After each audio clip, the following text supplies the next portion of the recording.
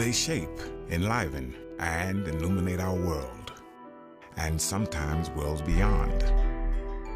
They are famous for more than 15 minutes. We know their names and faces, marvel at their accomplishments, wonder where they might take us next.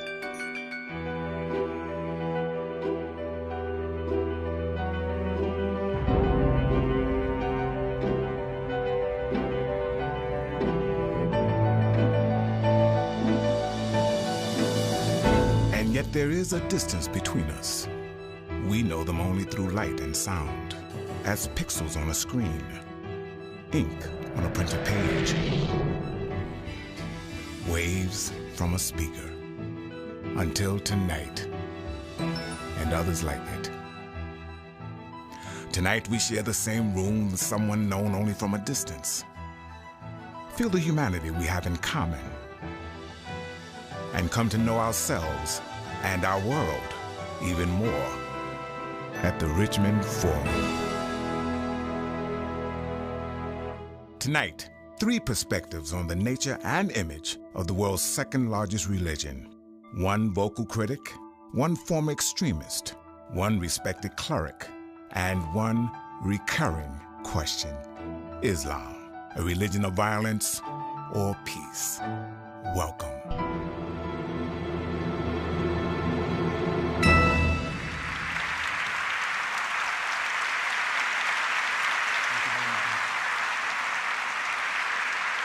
Good evening, I'm John Donvan. It is one of the time-honored rules of good etiquette that in polite company you do not discuss politics or religion. Well, obviously we're going to be hitting one of those words, religion, tonight. Come to think of it, we might get into politics a little bit as well. But it is the 3rd word that I hope that we all end up living up to here, polite, because we start out knowing that it is a sensitive thing to be exploring and also weighing the peacefulness of someone else's closely held religious beliefs, even when the challenge made to those claims can also be made in good faith. So we just want to say at the start of us that all 4 of us on this stage are committed to keeping this conversation civil and appropriate and fair-minded and polite, because that is how we hope to shed light on the question. All three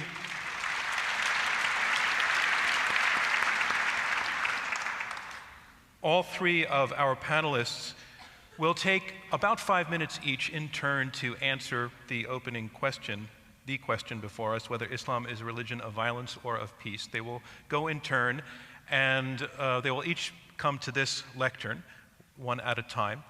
And we will begin first with Ayaan Hirsi Ali. Born and raised a Muslim, as an adult, she walked away from that faith, and all faiths, in fact, declaring herself an atheist, offended in particular with the treatment she has seen of girls and women in some Muslim countries. She has become as outspoken a critic of Islam as there is anywhere. Death threats stalk her as a result of that. What she has to say now on the question before us, is Islam a religion of violence or peace? Let's hear her answer. Welcome to the lectern.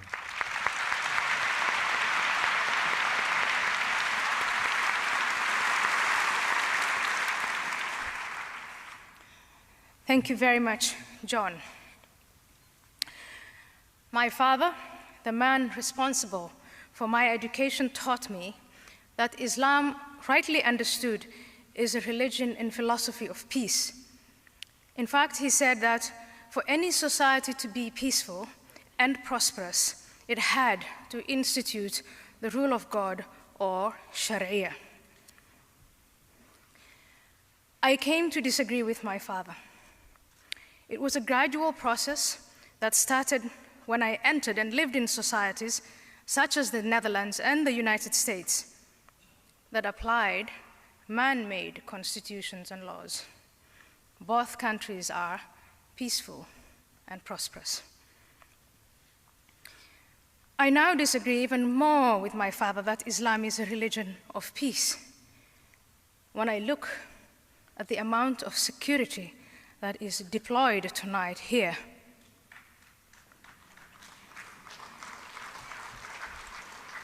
the amount of security that is deployed for the Richmond Marathon.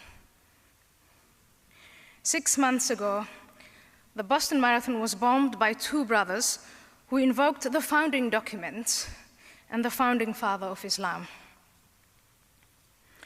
I disagree with my father when I look at the wanton killing of the Westgate Mall in Nairobi by Somali men invoking Allah and Muhammad to justify their horrid act.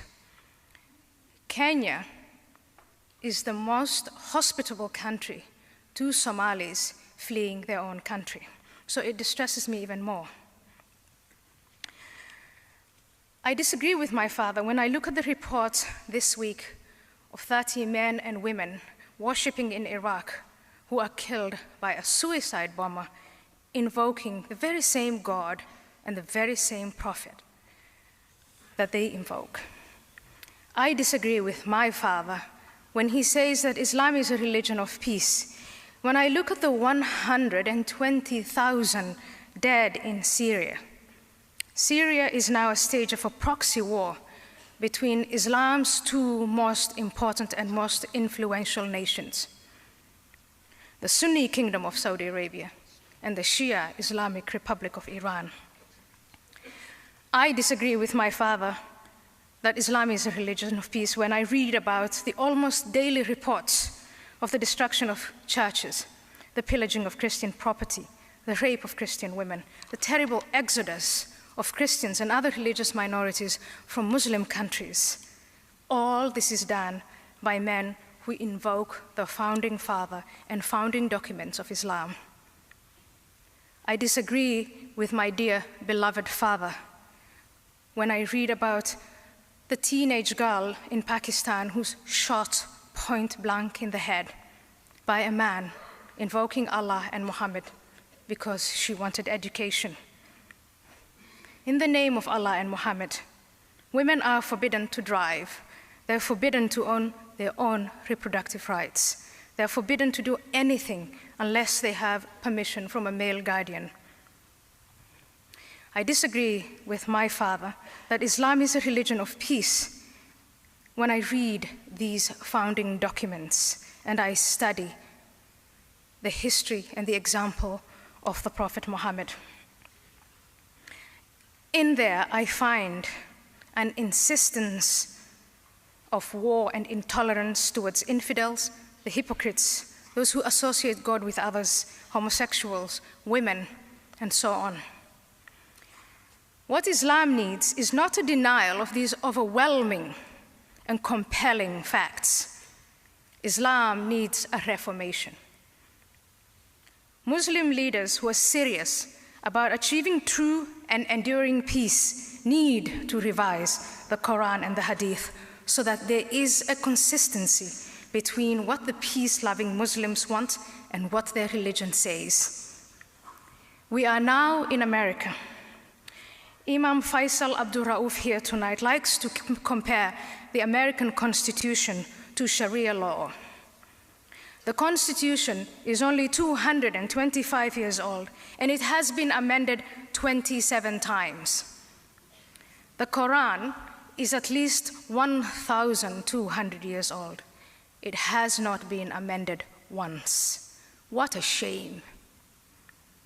It is urgent and imperative to start these amendments. It's time to innovate, innovate, innovate. And I will do, ladies and gentlemen, what I can do to help. Thank you.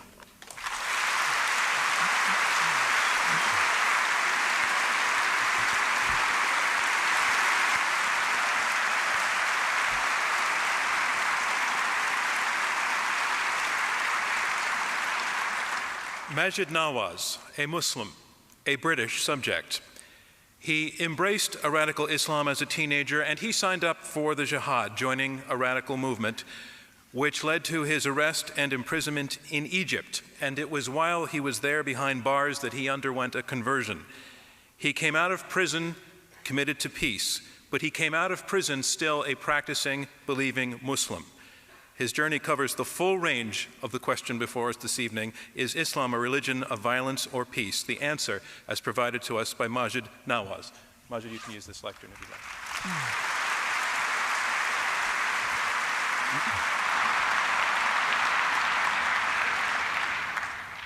Thank you. I speak to you today here as somebody who's come from the trenches, as somebody who from the age of 16 years old onwards was dedicated to a vision that Islam was indeed a religion of war and violence, as somebody who took that message and spread it to other countries for the purpose of creating revolution, for what I now refer to as my Islamist ideology, to bring it to power, to conquer the rest of the world. From those trenches, I witnessed torture in the prisons of Egypt.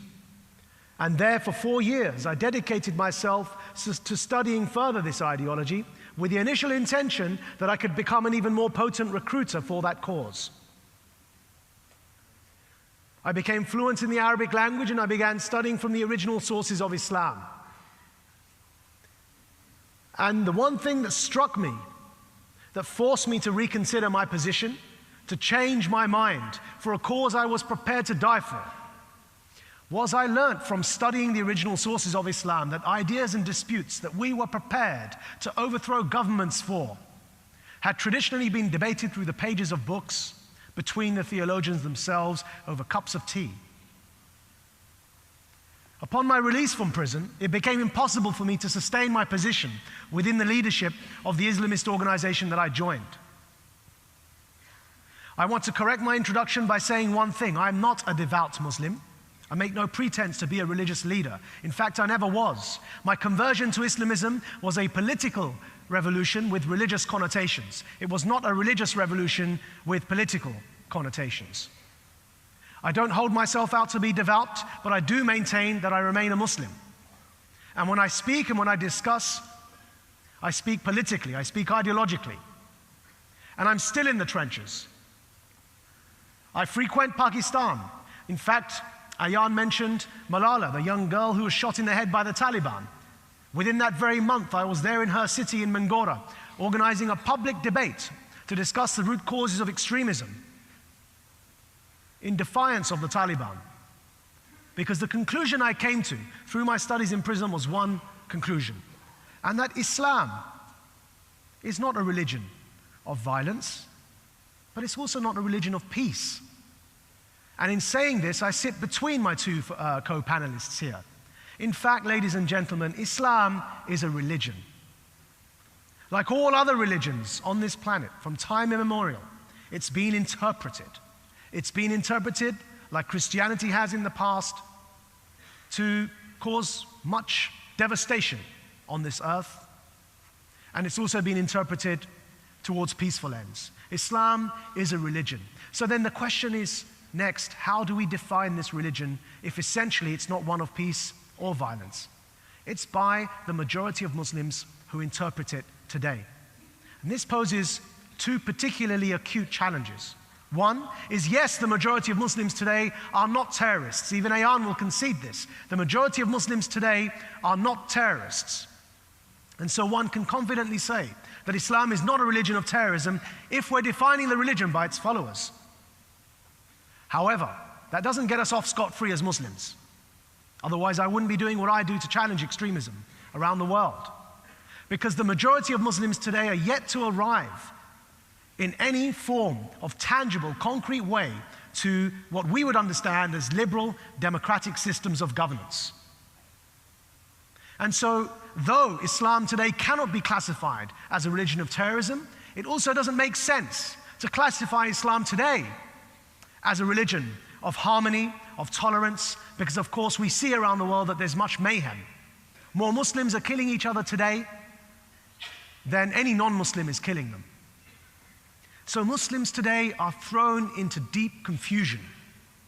But it doesn't help in this cause, in this struggle, which is all of our struggle, to essentialize Islam and to say it's a religion of violence. To go to Muslims in Pakistan like I do and say, you've got two choices. Either you subscribe to the interpretation of your religion that bin Laden had, which is essentially it's a religion of war and terrorism, or you leave Islam because the only good Muslim is an ex-Muslim. Even Malala Yousafzai doesn't make this argument, the girl that was shot in the head by the Taliban. Because if you try and make that argument in Pakistan, ladies and gentlemen, I will assure you, you will lose the debate. Because no Muslim wants to be told that the only good Muslim is an apostate. Rather, the way forward is to say, yes, Islam is a religion that can be interpreted. Isn't it better for us to promote the fact that there are Muslims out there risking their very lives to reinterpret this faith and to demonstrate and promote and to encourage those interpretations that do take a genuine look at Scripture and that do recognize that we have two twin challenges that are dominating Muslim majority countries today. The first, the ideology of Islamism, which overly politicizes the faith. Islamism, briefly defined as the desire to impose any given interpretation of the faith over society. There's that one challenge there. The other challenge manifests itself on a social level, and that's the challenge of fundamentalism.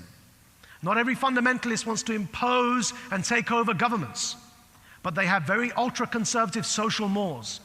Manifestations such as forced marriage, female genital mutilation, honor killings. These may not necessarily come from the Islamists, the organized political groups, but they do come from fundamentalists. And these two twin challenges are currently suffocating political and social debate and discourse within Muslim majority countries. There is no larger challenge than to confront these two. So I ask you, ladies and gentlemen, to consider this question in supporting people who are genuinely attempting to reform this discourse from within, because if that's the only way forward. And I'll tell you this now, we mentioned the Reformation. Martin Luther, by today's standards, was a Christian fundamentalist. Martin Luther, the man who broke Christianity away from the church, was a deeply, deeply ultra-conservative, some would say devout man. But if it wasn't for that discourse coming from within Christianity, we would not have had the Reformation, and we would not be enjoying the secularism that all of us fight to protect today. Thank you very much.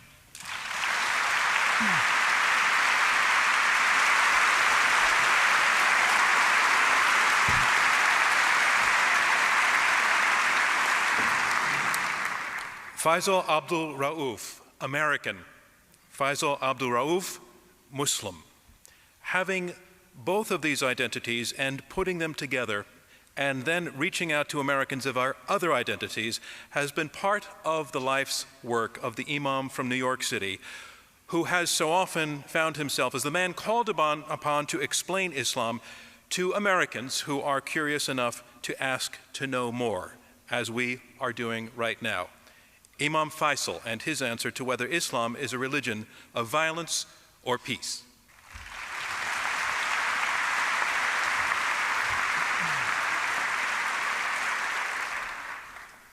Good evening, ladies and gentlemen. It's a pleasure to be here in this space known as a mosque, once known as the mosque, and therefore it is pleasing to me that Islam has shaped this space, at least in the architectural sense. Thank you. The discourse that we just heard underlines why it is extremely important for us to have a very clear understanding as to what we mean by the terms that we use. I think it is very dangerous in an increasingly multicultural and internet world to claim that any religion, be it Islam, be it Christianity, be it Judaism, be it Hinduism or Buddhism, is a religion of war or of violence. I believe that every religion, every authentic revelation from the Creator to humanity was about peace, about the two fundamental commandments that are common to all of our faith traditions: to love the Lord, our God, our Creator, with all of our heart, our minds, our souls, and our strength, and to love our fellow human beings as we love ourselves.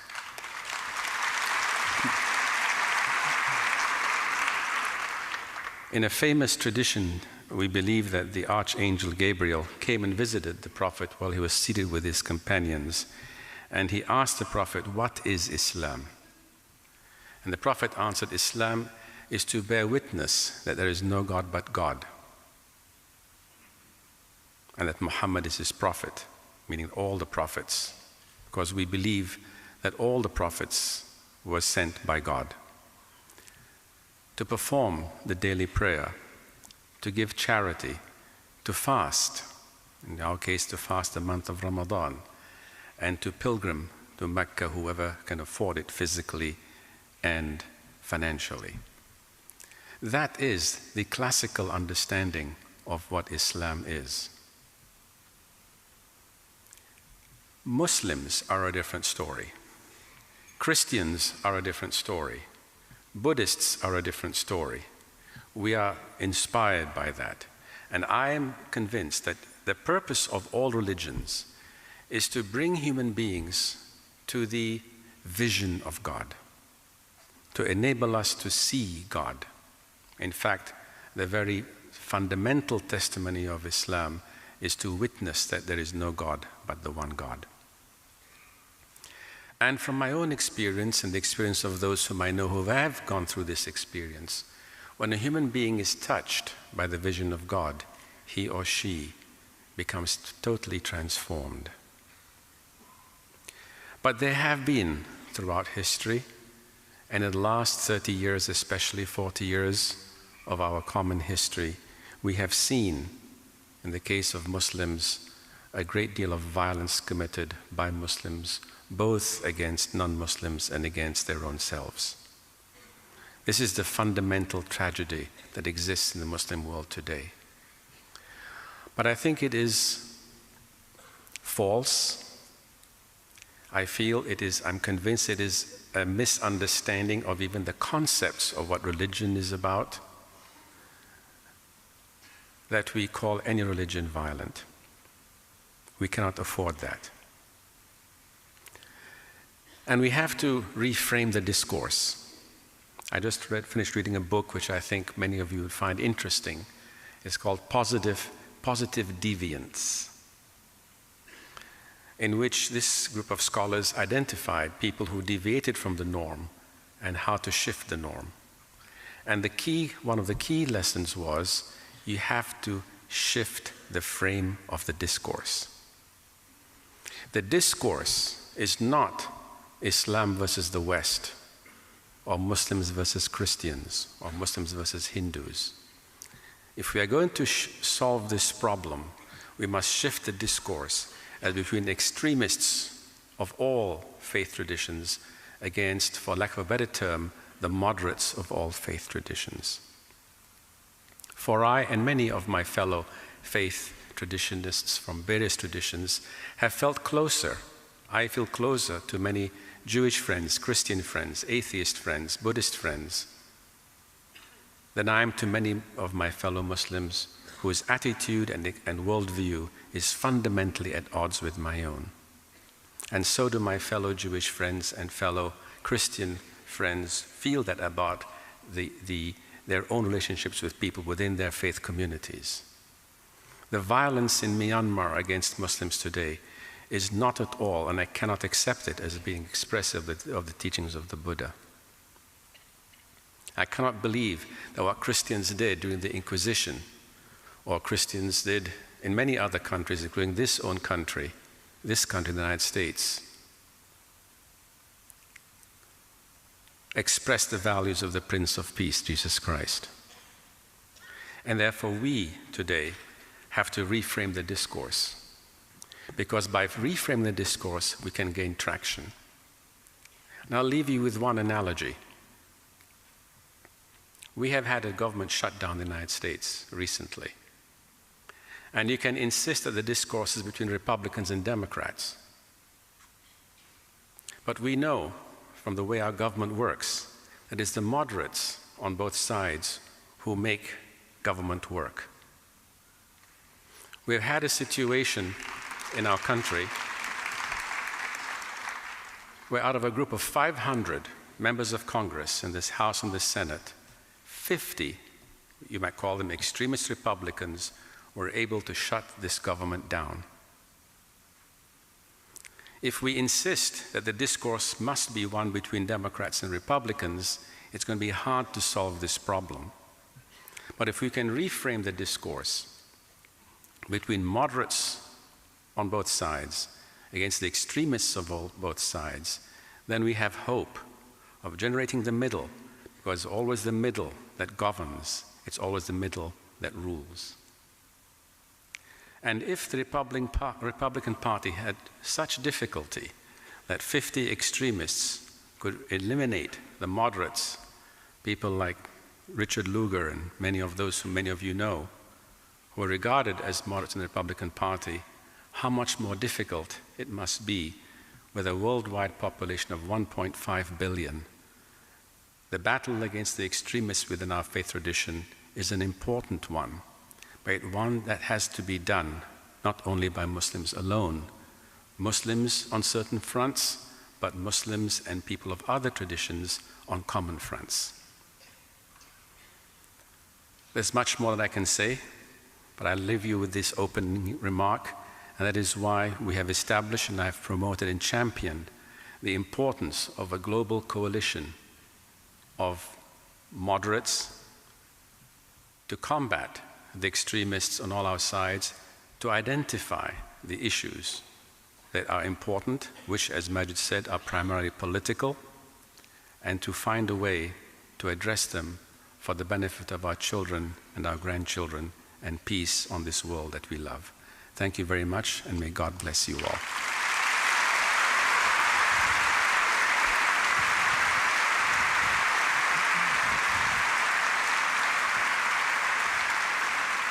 And I just want to invite one more round of applause for all three of these panelists for these strong opening statements.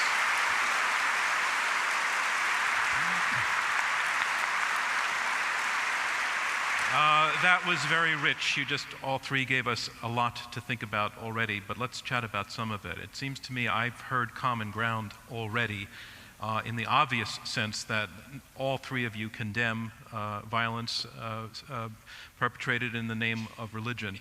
All three of you, I think, also acknowledge that the majority of people who identify as Muslims around the world are not engaged in violence. It seems to me that where there is some difference is this question of whether the acts of violence by a small minority define the faith or are a perversion and a hijacking of the faith.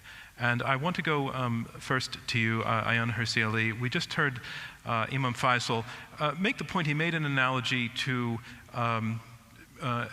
historical episodes of wrongdoing by faiths that are more familiar. For example, in Richmond, Virginia, Christian faith. Of course, historically, wars have been fought by Christians with each other and against other groups, and yet there's no tendency in our culture, therefore, to say that there's fundamentally something wrong at the root of Christianity and its definition. And I'd like to ask you why you make that leap in the case of Islam and Muslims.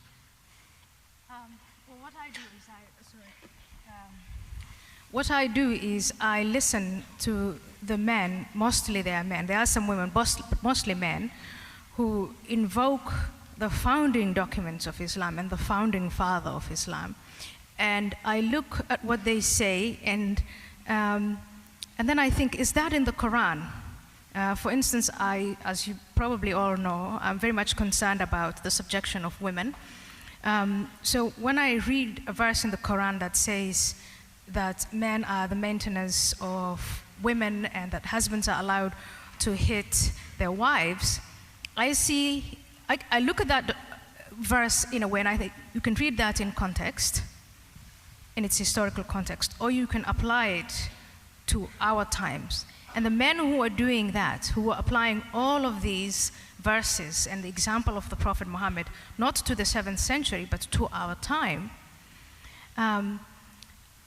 I find, and it's very unfortunate, but I find them to be far more influential in inspiring and mobilizing young men to see the religion of Islam the way they see it than the way either Imam Feisal says he sees it or Maajid Nawaz says he sees it. And that's a fact. You know, you look at Al-Qaeda. Al-Qaeda does not use bin Laden to recruit new people. Al-Qaeda uses the Quran and the Prophet Muhammad to recruit young men. So that we have to stop this denial and at some point try and address the influence of these documents. And the way to do it is to, to look at what is in there and not deny it.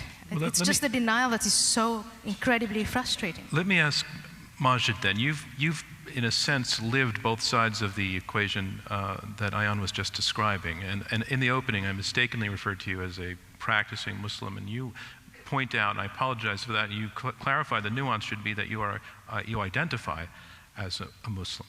But the difference between who you were when you were a radical and who you are now, it says what about that identification with Islam that you have? Well, I wasn't raised as what people refer to as a practicing Muslim, and my path towards the Islamist ideology, and perhaps this touches upon something that Ayaan has just spoken about, my path to the Islamist ideology wasn't actually through the Quran or the teachings of the Prophet. Two things happened. I was born in Essex in the UK, an area next door to London.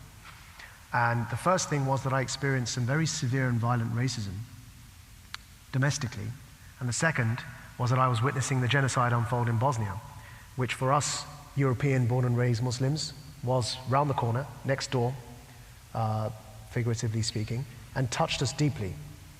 And these two, they manifested in a form of identity politics in Britain. So Islam suddenly became not only a politicized form of our identity, but a revolutionary call for change.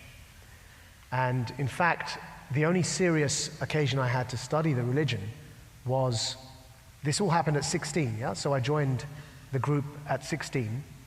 By 24, I was imprisoned in Egypt after having co-founded the group from Britain to 3 other countries. I became the equivalent of the Communist Internationale for Islamists. We were exporting that revolution. The only occasion I had to study the original scriptures was after I was imprisoned, after I had then learnt Arabic. And so I suppose this is also a way of addressing what my colleague Ayaan has just mentioned, which is that if you look at the path in for the majority of specifically Western radicalized individuals, it's rarely through scripture, and the radicalization rarely occurs in mosques. I never frequented a mosque. It's usually through a form of politicized ideological discourse that they arrive at these conclusions, and it's usually a mixture of identity politics, poisonous identity politics, something that isn't alien here to America. I mean, the civil rights movement had this same division. We had the Martin Luther Kings on the one hand, but on the other hand, we had groups such as the Black Panthers and the Nation of Islam that played up the identity politics agenda and what it meant to be African American. So you're saying it does not come through the scripture, and I want to go to Imam Feisal on that. I assume you know a little bit about what's in the Quran. Yes, you've worked at this. And Ayaan is making the argument in her opening statement that the actual foundational scripture, the words of the prophets, need to be revised and reformed because the violence that she was referring to, she says, is inherent there. And I'm a little bit worried about asking this question because none of us in the audience, or few of us, are in a position to judge any sort of dueling scripture type of conversation. So I want to discourage that, but I want to ask in the sort of fundamental sense, is it accurate that there is support in any way for the kind of violence, or could it be interpreted easily as an easy liftoff from what's in the Quran to turn into calls to violence? The Quran is a record of 23 years worth of revelation in different contexts. Unfortunately, in the last century, there has been a discontinuation of tradition of scholarship. From the very early times, a group of scholars have studied the Quran, studied the teachings of the Prophet, and what we call Sharia is actually a creative work. It's a creative work which evolved over several centuries by jurists who developed an understanding of Islamic jurisprudence. And they developed both an understanding based upon not only the verses of the Quran, the teachings of the Prophet, and the precedents of his companions who began to rule. Umar, for example, the second caliph, when he conquered Jerusalem, recognized the Christians And many people don't know this fact even. It was Omar who actually invited Jews to come back and take residence in Jerusalem.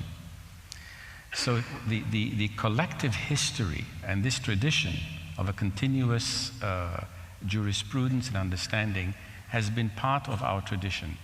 In the 20th century, some very major things happened which discontinued this tradition of scholarship as being dominant. And a lot of people who felt they could read the Quran directly and arrive at their conclusions developed new ideas which are alien to this tradition of scholarship. Ideas such as an Islamic state, which is an incoherent concept. Ideas which is now splitting the whole Muslim world from Morocco to Indonesia, Sunni against Sunni, as we see in Egypt today and in Tunisia, around the concept of Islamic state. It's an incoherent idea, but it's creating a lot of divisiveness and unnecessary violence in many of that region. The concept of, we have to de-link the idea of authoritarianism or extremism from religion. You can have, under the Soviet Union, we had a militant, extremist, authoritarian atheism, which was proselytized. It doesn't mean atheists are authoritarian.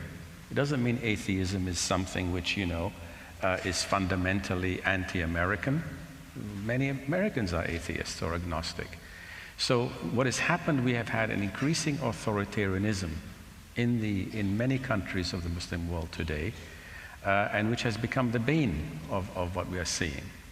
But the rise of this militant Islam really is a product of some historical narratives which developed in the last century. Mm-hmm. The rise of people here may not remember, except people who are my age, that the Mujahideen was something which was developed by Pakistan in conjunction with Saudi Arabia and the United States to fight the Soviets in Afghanistan.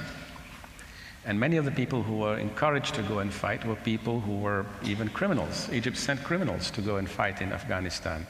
Mujahideen were VIPs in the Reagan White House, if you remember that. They were welcomed by Reagan and they were championed by Reagan. Unfortunately, the ideology that was developed to fight the Soviets and these individuals were not reintegrated back into society. Mm-hmm. Just like if you have war veterans going to Iraq and they're not integrated and not supported. May I interrupt to take your point, the point though that you were making in the center of what you were just saying, and take it to Ayaan, that the Imam is making the point that the kinds of misbehavior, for want of a better term, that is expressed through Islam of the types you're describing is a rather recent development. That, in other words, if we were to go back 250 years, we wouldn't see the Muslim world acting in that way in any fashion, any sort of political fashion, aggressive fashion. What's your response to that? Well, my response is that I respectfully disagree. Islam was founded by Muhammad, who proclaimed to be a prophet, and in the early years in Mecca, he emphasized what we now would describe as religion, prayer, fasting, charity, taking care of the orphans. But then later, in his time in Medina, when he developed a following that was large enough to organize a militia, then the revelations he said he was receiving from God changed, and they became more military, and he became militaristic. And if you look at the history of Islam from that time in Medina up to now, what you see is, first of all, an intertwining of politics and religion. And conquest after conquest. And when these conquests were made, then God's word was applied, or at least there was an attempt to apply divine law to govern. And yes, in the last 200 years after the fall of the Ottoman Empire, Islam has found itself on the defensive. And the answer to that, to say Western ascendancy and Western imperialism, is where I think the Imam sort of begins history, and where are these two different strands and two different voices. One group of people saying we need to copy the West, that is separate religion from politics, as did Kemal Atatürk in Turkey, and several others saying, no, we need to, you cannot really be a Muslim, and you cannot be a Muslim society unless you are ruled under the Sharia. That debate, dialogue or confrontation, whatever you call it, is not over in the Muslim world, and we see that today in Tunisia, we see it today in Egypt. But I think it is, it's just not empirical, it's not supported by the founding documents, it's not supported by the history of Islam to say that, it's just something from the recent past, the recent 100 years.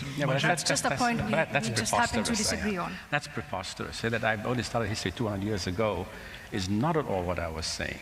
And to suggest that is a travesty. The Ottomans, who were in power until 1923, 1925, were a haven. In 1924, the caliphate was abolished. Yeah, but the Ottomans ruled until 1923. Okay, until that time, and even thereafter, under Ottoman rule, the Ottomans ruled over Turks, over Greeks, over Arabs, over Bulgarians, over Muslims, Christians, Jews. The people used to come, Jews used to come for safe haven under the Ottoman rule. In India, Muslims ruled over vast numbers of Hindus. If the intention of Muslims from the very beginning were to eliminate any other religion, there would be no other religions under Muslim rule. But until 60 years ago, Alexandria in my country was a majority Greek city. What has happened is that there's some very major fundamental movements which happened in the last century and a half. The idea of a nation state, based upon Islam, which I myself argue are incoherent concepts. These things have developed strands of movements. What is the travesty? What is preposterous? What did I say that is preposterous? That my reading of history starts 200 years ago. That's absurd. Yes, Maajid, please come in. No. Let's let Maajid come in. I kind of, because of the work I do and the cause that I have, see myself between these two positions, in that everything Ayaan describes is wrong with Muslim majority countries. I agree with 100%. That the discourse is currently dominated by those who don't interpret Islam in the way that Imam Feisal does, or in the way that I would have everyone, if they wanted to interpret Islam, listen to people like Imam Feisal. And so, of course, when we look at the Middle East, when we look at South Asia, when we look at wherever Muslim majority countries are, there are huge issues there around these topics. And as I said, whether it's the politicization of the faith and the groups that emanate from that strand, the political forms of groups that are related to the Muslim Brotherhood, through to the revolutionary groups such as the one I used to belong to, Hizb ut-Tahrir, all the way through to the violent groups, the terrorist groups such as Al-Qaeda, they all come from the strand of Islamism that I described, or the politicization of Islam. And then there are the fundamentalists. The governor of Punjab in Pakistan was assassinated by his own bodyguard because he attempted to reform the blasphemy law in that country. And the sad fact is that the very people, the very phenomenon that have been the fiercest in opposing the strand of Islamism in Pakistan also produced the assassin of the governor of Punjab, because they are ultra-conservative, and the one thing that fuels their fire and angers them is questioning the blasphemy law. And that's the second strand I address, which is the fundamentalist strand. So in Ayaan's analysis of what the problem is, I would agree with her. But then when Ayaan goes back to the cause and says the cause for that problem is somehow to be found only in the religion of Islam, exclusively. No. We are talking, the subject tonight is the religion of Islam one of peace or one of violence? Right, so if I may the debate finish. is not on Christianity or other religions. Of course. I know that it is difficult to talk about the violence, but I don't think it's right to continue to change the subject. Let's let Maajid land if I may finish, so either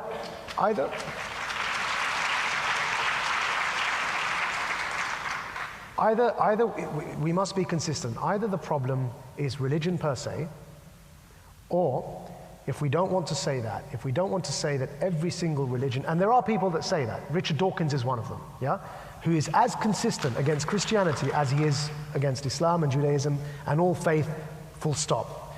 Or we say, okay, if the problem isn't religion per se, then it must be about the way that religion is interpreted.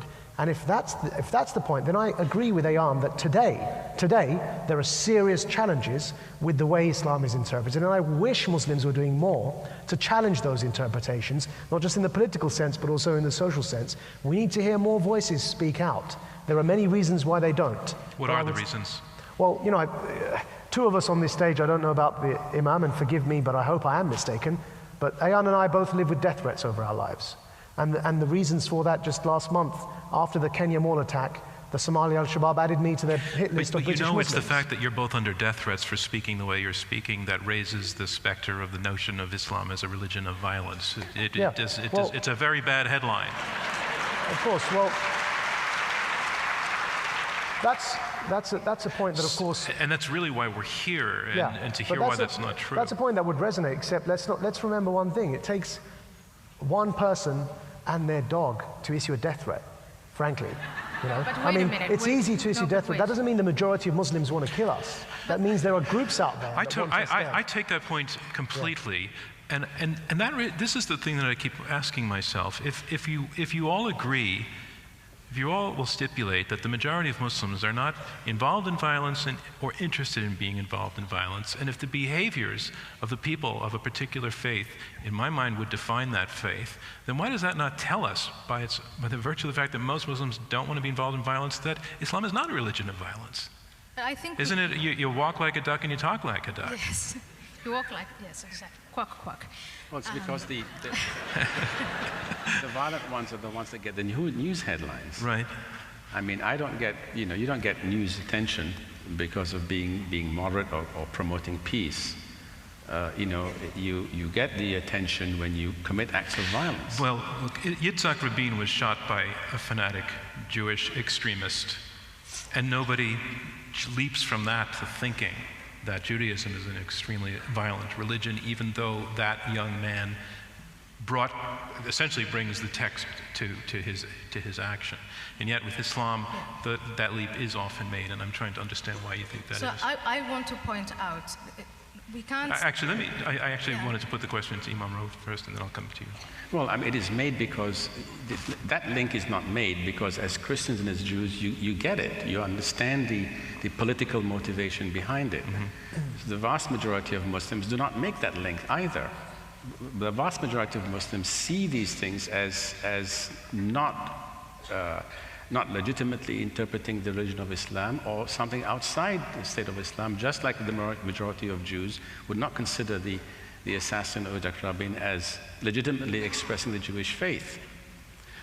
This is very much the case in the vast majority of the Muslim world. So it's what you're really saying is it's our, I'm talking collectively, our culture here, it's our not knowing enough about Islam or enough about Muslims? It's about the way perceptions are shaped. Mm-hmm.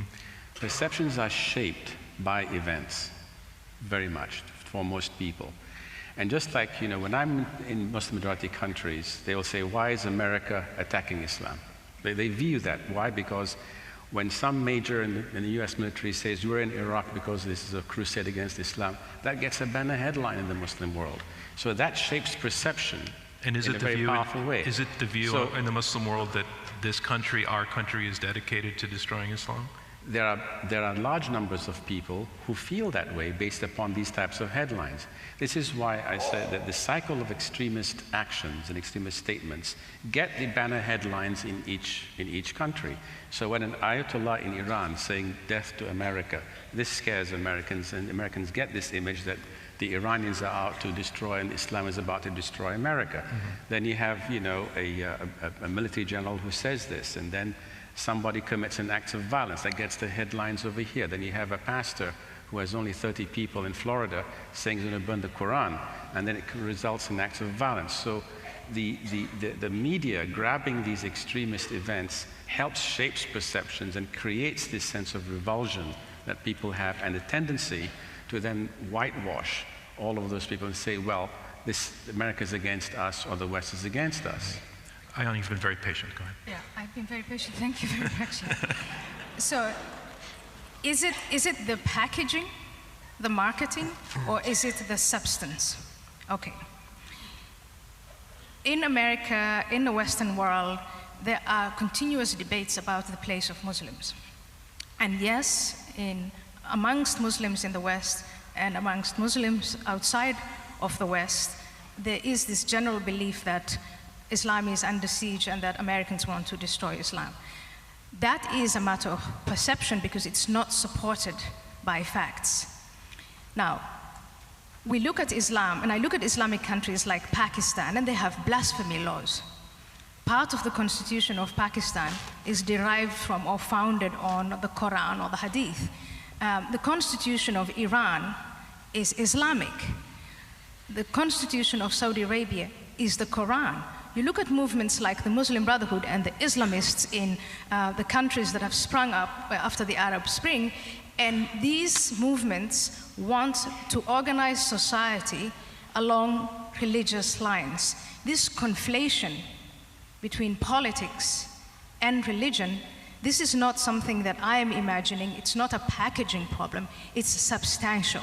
So when you give the example of the murderer of Yitzhak Rabin, he is a fringe. The state of Israel is not. And he's in jail. And he is in jail. And the Christian extremists here in the United States who take the Bible and then use it to kill people and hurt people, they are the fringe. But unfortunately, what we are seeing in Muslim countries is that the people who feel that they should be governed under the Sharia law are not a fringe. In some countries, they are a mainstream. In some countries, they are a minority. But in any case, it's a huge obstacle that cannot be ignored. And Islam can become a religion of peace if politics is divorced from religion, if science is divorced from religion. And for that, we need a reformation. Maajid. So once again, I agree with the conclusion, with the sort of understanding of the situation, but here's my issue. I mean, apart from the factual inaccuracy, just as a point of fact, and the blasphemy law in Pakistan is a British instituted colonial era legacy. It was instituted under the British Raj. That's not to say that one can't find support for it within Islamic texts. That's just a correction on a point of fact, but I do accept that there are Islamists out there that find support for it within Islamic texts. But it's important to mention this point only because it touches on what Imam Feisal said, which is there is a mixture of colonial legacy and Islamism that is in this concoction here. It's in the part of the problem we're dealing with. However, on the second point, going forward, if we are able to recognize that Islam can become a religion of peace if it has a reformation, as Ayaan just said, then it strikes me that essentially, which I agree with as well, yeah? So essentially then what it means is Islam isn't actually a religion of anything, whether war or peace. It's a religion. Because if it can have a reformation, if it can become a religion of peace, it means it's open to interpretation. And the only problem we're dealing with is that not enough Muslims are interpreting it in that way, which is actually what I'm trying to say. Today, a lot of active Muslims who are dominating the discourse in the Middle East are interpreting it in a way that no one on this panel, on this stage, wants it to be interpreted. But the mere fact we entertain the possibility that it can be interpreted in a different way tells us where the problem lies. The problem lies in the way that people are interpreting it. And we've got to stop cherry-picking texts in this way to say, that's what Islam is, or this is what Islam is. And let's start looking at the people who interpret it. Otherwise, look, at the end of the day, I'll end on this point. Tony Blair and George Bush, when they decided to invade Iraq, Tony Blair spoke to George Bush on the phone, and you know, they both said, "In God we trust." And when Tony Blair was asked in an interview, "Did you pray to God?" And he says, "Yes, I believe God told me to do this." At the end of the day, that doesn't mean that that was a religious invasion. But if in the Middle East and in Pakistan, whenever I go there, that's what I hear. I hear young Muslims in Pakistan saying to me that George Bush used the word crusade, he prayed to God before he invaded Iraq, and Tony Blair converted to Catholicism. This is probably going to get me in trouble in New York, where we do the Intelligence Squared debates, but we have a portion where we take questions from the audience. And in New York, that's a very difficult process.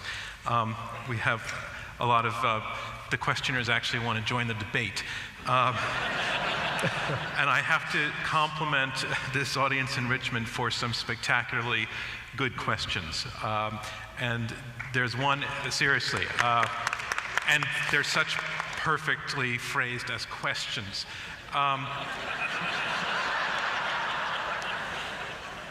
And Lauren, I don't know where you are, but I love the twist you put on this one.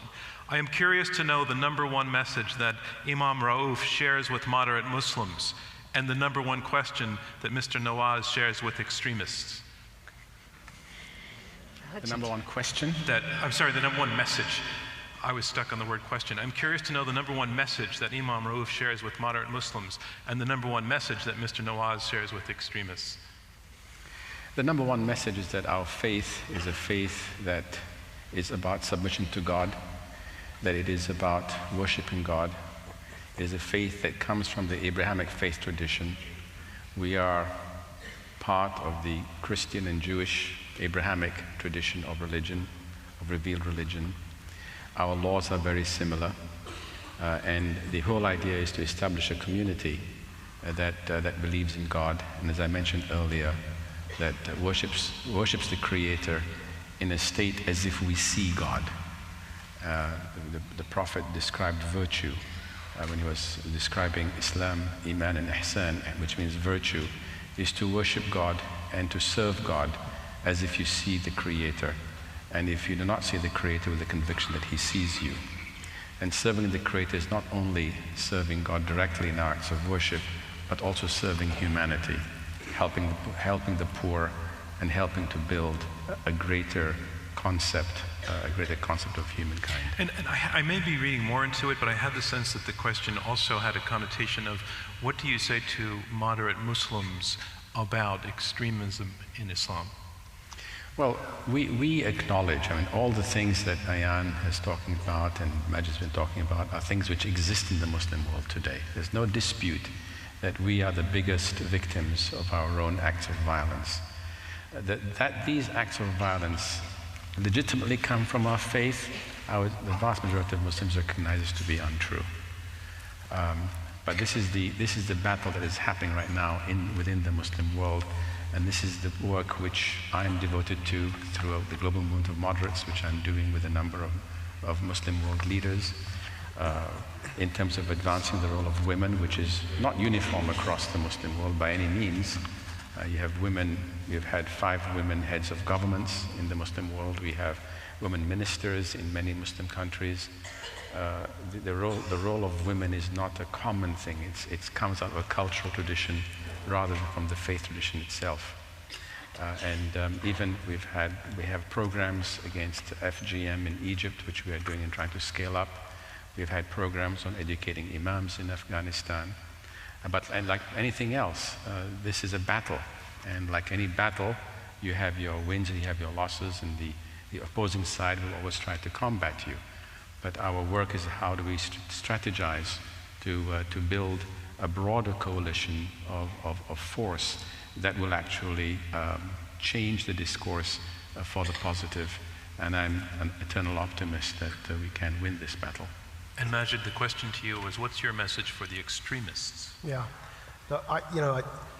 help me out, guys, because we're always stuck between a rock and a hard place. So, here I'm trying to tell everyone that, look, Islam isn't essentially a religion of violence. It's interpreted. When I go to Pakistan and when I speak to young Muslims who have got every sense of grievance, I'm trying to tell them that America isn't at war with Islam.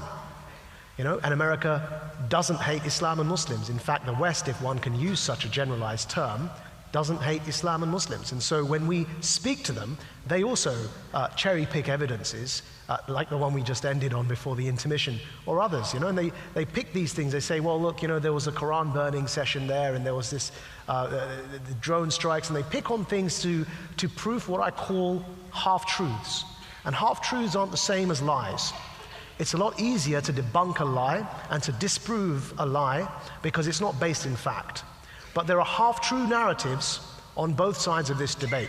So a half-truth on this side, yes, of course, there are elements within Scripture that are interpreted to justify acts of gross violence today. But of course, that's half the truth, as we've been discussing. On the other side, there's a half-truth because they only pick on elements that justify their own narrative. They say America's at war with Islam and Muslims because, look, you know, Palestine, Kashmir, Bosnia, Iraq, and Muslims are dying everywhere. Guantanamo Bay, extraordinary rendition to torture, waterboarding. These are all things that actually happened, which is why I call them half-truths. And if one were to try and prove any one of these, they can find ample evidence to say these happened. And that's how the young mind gets convinced. But of course, it doesn't tell the other side of the story. That it was the Americans, the American army, that went in to save and defend Muslims in Kosovo, next door to Bosnia, against Serbs. It doesn't tell the other half of the story. That it was the American media that exposed the torture that went on in Abu Ghraib in the prisons of Iraq. It was the American media that exposed all of this. It's American lawyers that are attempting to get Guantanamo Bay shut down. This is debate happening within the American context. Likewise, this debate about terrorism and extremism is live and happening within the Muslim context. And so these are the half-truths that needs to be debunked, and let's all meet. And that's why I said help me out, guys, because we need to meet in the middle. And we need to get both sides to realize that the other side has a very bad impression of them. But actually we know that the truth isn't as simple as that. Another question.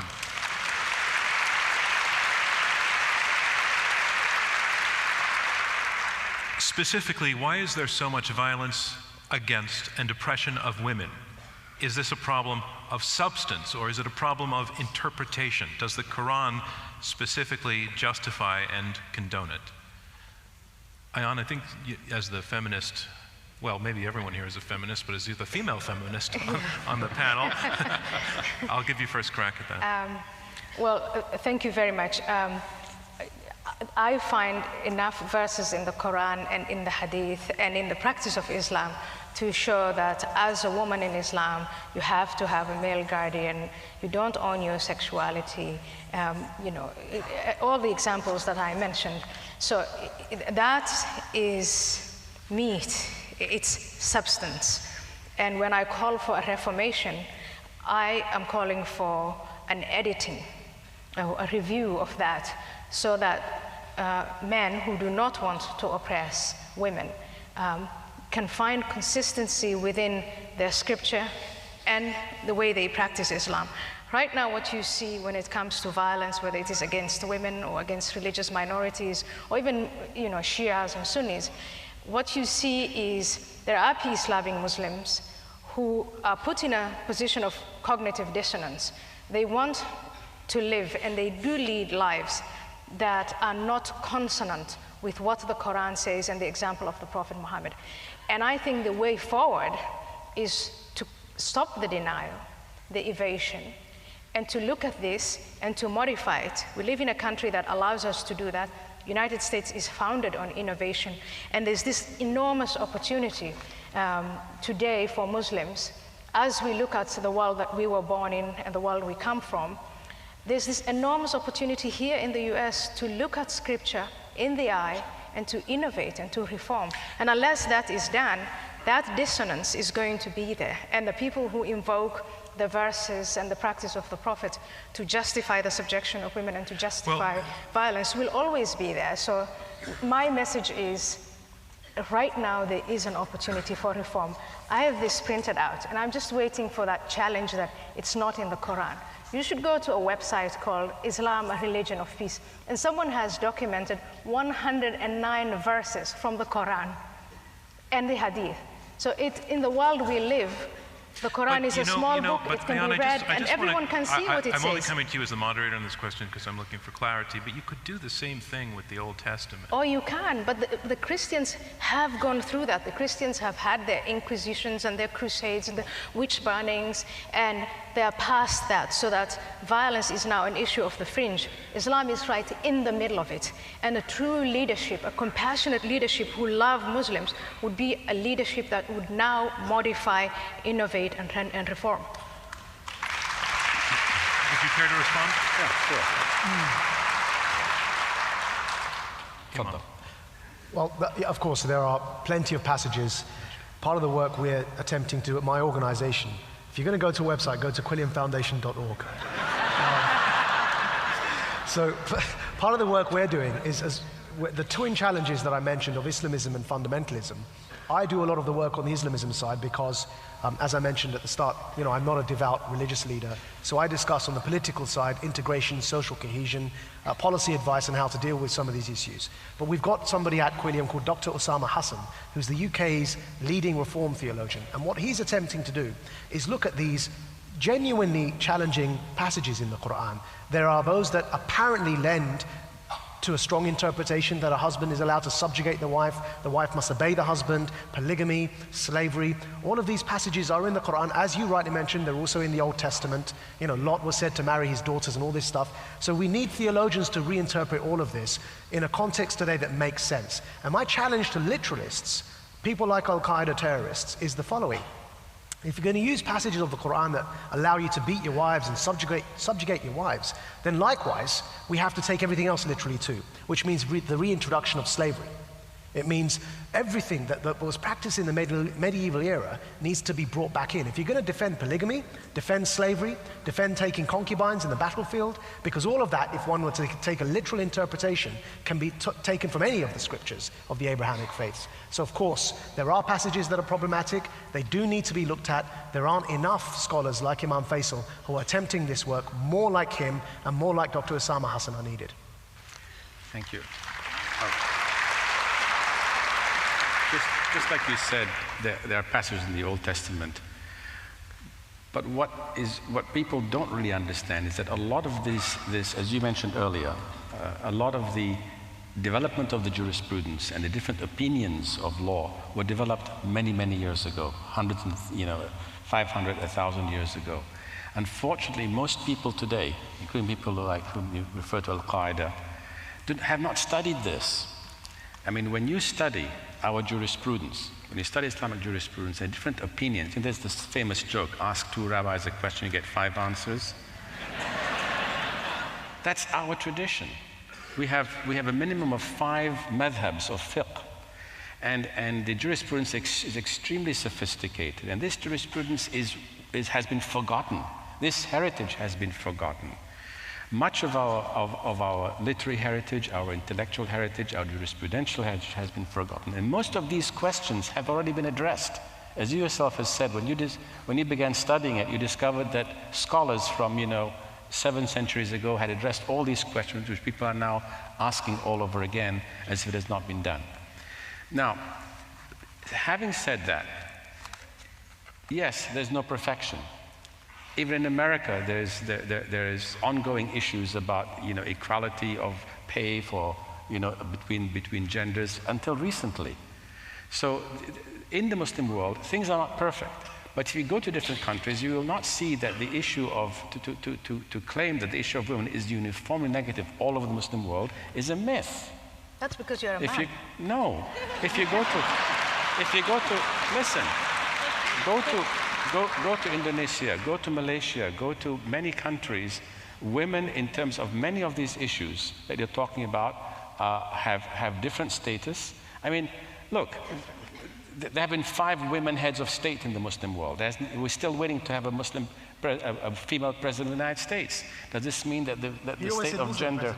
I'm sorry? You almost said Muslim president of the United States. Yes. Unless you believe that Obama is one.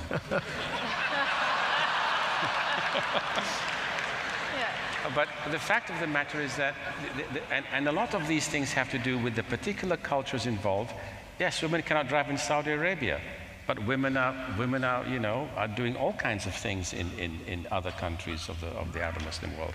And the next coming Secretary General of the OIC. There's a Reuters study that was published this week. 99.3% of Egyptian women are subjected to sexual harassment. They can't leave their homes. What do you say to that? That's terrible. Men who do it invoke Islam. I'm very much against this, but I'm saying that you cannot make a generalized statement and paint this picture that everything is that women can't drive all over the Muslim world. It's not true. They don't. I didn't say that. They can't drive in Saudi Arabia. But I can tell you that the next Secretary of the OIC has put the issue of women's rights as number 1 on his agenda coming forward. We have as I mentioned, we have a project to combat FGM, to educate people educating imams in Afghanistan on the rights of their daughters, according to Islamic law, which most of the people didn't know. So there's a lot of ignorance in the Muslim world about this issue of Malala is a travesty. The Prophet has said in several ahadith, it's the duty of a Muslim to learn from the cradle to the grave. We have examples of women who were scholars. So this idea of shooting Malala because she wanted to get an education is fundamentally at odds with our own primary fundamental heritage. Let me then bring so to these you, are the issues which we need to educate our people on. Let me bring to you, and I think the answer that you've given to the next question sounds like yes. Linda asks, are moderate Muslims then simply choosing to ignore violent passages in the Quran, seeing them as a product of a certain time and place, just as most Christians do with the Bible? It's partly the truth, but it's what people need to understand is that the Quran is not every verse in the Quran is regarded as relevant or as universal. There's a myth that many Muslims in this last century have begun to adopt, that every verse in the Quran is eternally applicable in every context. This is not part of our intellectual juridical tradition. And this is where mistakes have begun to occur. So the vast majority of moderates, yes, but those who are scholarly and understand the jurisprudence are able to argue. This is why the work we're doing is important, because you cannot create change from the outside.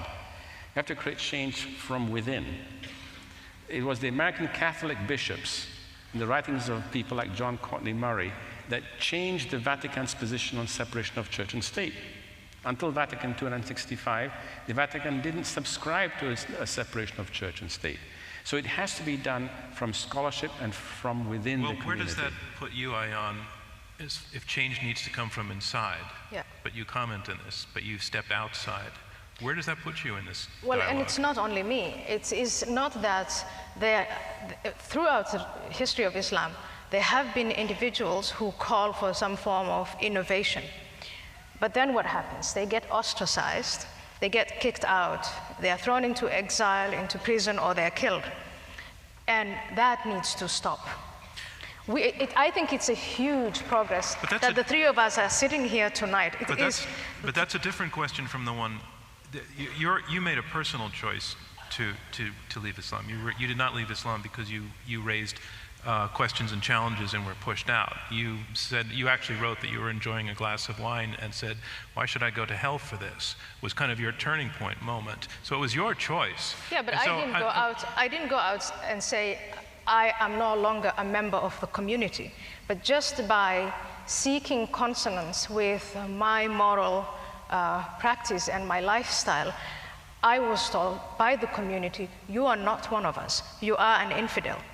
And after repeated calls of being an infidel and a liar and a traitor and so on, I adopted the title infidel as something that I am proud of, because it means that I can look at myself honestly. I'll just bring this for the last time. I'm really asking, if you've stepped outside the faith to the point that you call yourself an atheist, what standing does that give you in the conversation to talk about change I'm just following up on the Imam's point, that let's work from within. So where are you in that process? Well, first of all, as someone who has, when you say stepped out, I don't mean stepped out of the community, but stepped out of the idea that I'm going to burn in hell unless I submit to a God who demands all kinds of things that I find immoral.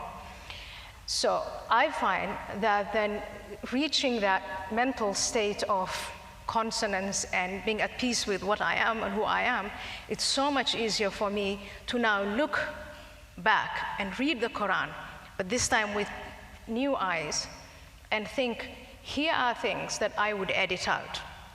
I look at the example of the Prophet Muhammad and I can come to, I recognize things that he, for instance, said, at that point, the killing and burying of little girls, that is something that is forbidden. In the context of the 7th century, the Prophet Muhammad made or created laws that advanced the position of women at that time. But it's also possible to look at his own lifestyle critically and what came afterwards, and to say in the 20th and in the 21st century, we need to reflect on this and we need to reform that.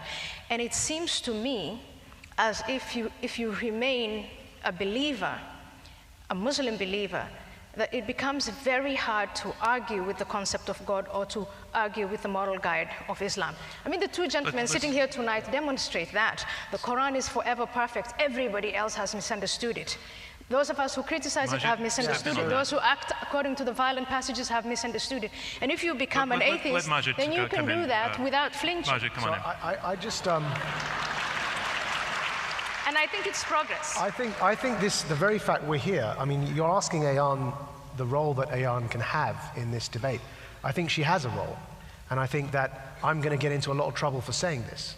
But she has a role, and it's crucial. And that is that these conversations have taken far too long to happen within Muslim communities. We as Muslims have to come to terms. We have to come to terms with the fact that there will be a portion from within our communities whose conscience dictates to them they no longer want to believe in the faith. And we have to come to terms with how to deal with that in a civil context and have civil conversations. I speak to Ayaan off stage. I like her. She's a very polite civil lady. Thank goodness. And I call upon, I like you too. I call upon every other Muslim listening tonight to, they will come across ex-Muslims in their life because they are a growing number, to reconcile themselves to this fact that there will be people from among their communities whose conscience dictates to them they no longer want to believe. And our response to that must be, like we're seeing here, the Imam is a religious leader. He's not swearing at her, he's not spitting at her, and other Muslims who are watching need to take lesson from this because frankly, out there on the streets, that is a sort of reaction that is common. It's a very fierce, a very violent reaction. On the question of leadership, Thank you. We have this.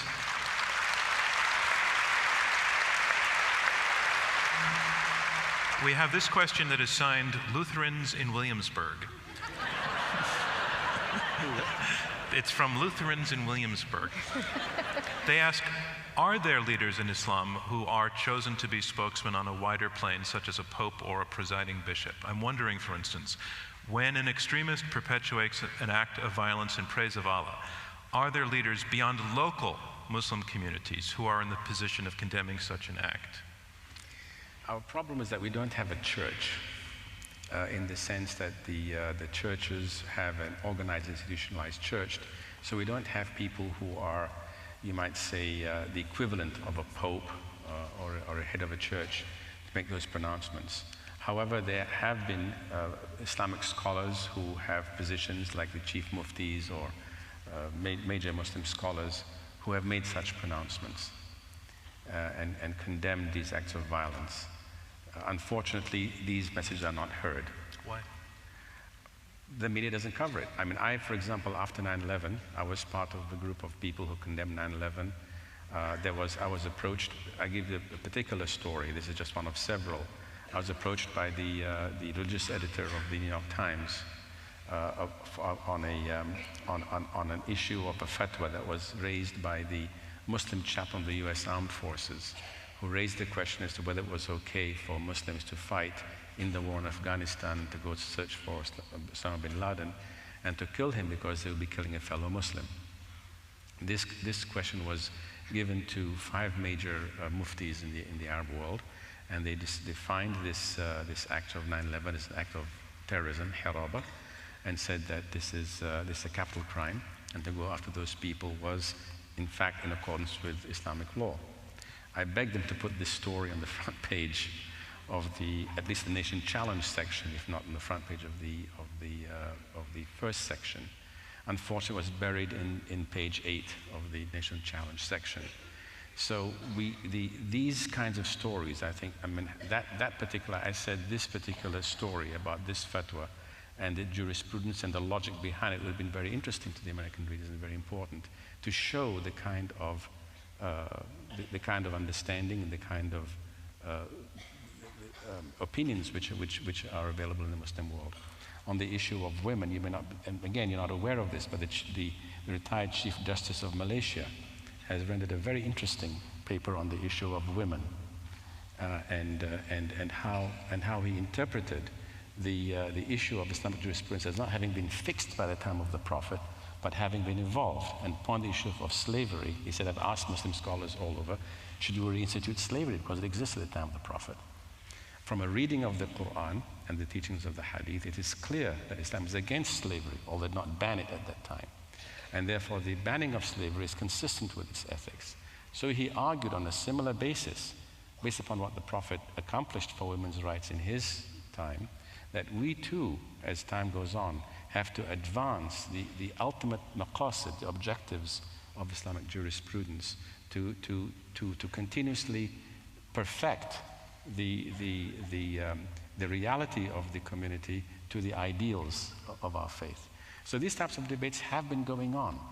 The fact of the matter is that you don't hear about them.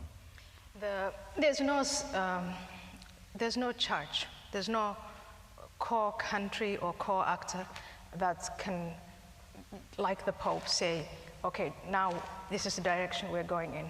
But today, I've been following events since the Arab Spring, and I see grassroots movements, women that organize themselves in the various countries who are fighting for their rights, homosexuals who organize themselves, ex-Muslims. Maajid, what is your status? Sort of almost ex-Muslims. I've just been excommunicated. Almost ex-Muslims. So there are grassroots. You're trying to get me killed or what? Well, I mean, I'm really happy with your evolution. We debated 3 years ago, and what you said tonight and what you were saying 3 years ago are quite different. And it's an evolution that I'm happy with. But there are these. There are these seemingly small groups, but they're a growing number of people. And I think, in a way, it is good that we no longer need, and I really mean respectfully, that the House of Islam is no longer going to rely on the clergymen and Muslim scholars to advance the quality of their lives and to live according to their consciences. People are taking that opportunity themselves. And it's only a matter of time before either there is a pure reformation or the majority of Muslims will be ex-Muslims. I have a question that's not signed, but it's a pretty good question. The word jihad has not come up once tonight. Is this term not a huge part of the perception of Islam as a violent religion?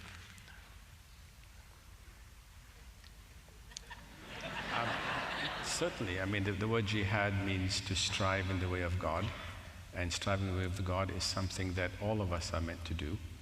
The word jihad in our jurisprudence, in our theology, refers not only to an act of a just war, but as the Prophet said in one of his major sayings after he came back from battle, he said, we are returning from the minor jihad to the greater jihad.